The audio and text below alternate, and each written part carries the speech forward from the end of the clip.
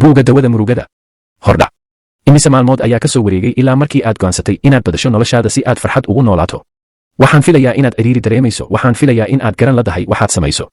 Haddaba iga fur albaabka, waxaan ahay farxad. Farxaddu waxay garaacaysaa albaabada qalbiyadeenna maalin walba, waxayna naga sugaysaa inaan ugu furno rajo wanaagsan iyo inagoo alle talada u dhiibano, sidoo kale dhoola cadayn iyo hadal qurux badan. Waxaa hubaal ah in dad badan maanta adduunka ku nool uu haysto murugo, welwel, ciriiri iyo culays joogto ah. In badan waxay taagan yihiin quus iyo rajo la'aan, waxayna raadinayaan farxad, degnaansho. Waxaan aad ugu faraxsanahay oo aan kuugu hambalyeynayaa, adiguna isku hambaliyey in aad gacanta ku hayso buugga daawada murugada oo ah buug aad ka helaysid sida loo nooleeyo rajadaada marka ay noloshaadu mugdi gasho.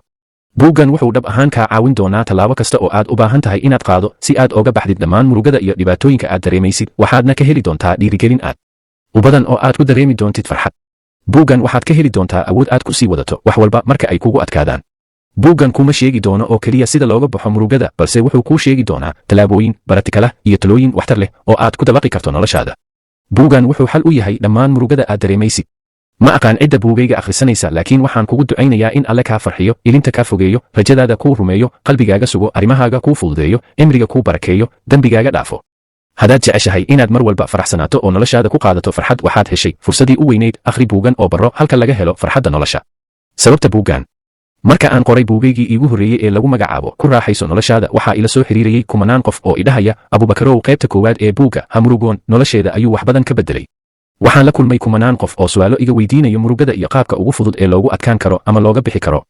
Markaas kadib waxaan arkay in baahi bulsho ah ka jirto arrinkaas, loona baahan yahay in la qoro buug tallaabo tallaabo qofka ugu sheegi kara sida uu uga bixi lahaa dhammaan murugada uu dareemayo, una iloobi lahaa murugta iyo welwelka haya, iyo sida uu ugu noolaan lahaa nolol wanaagsan oo raaxo badan.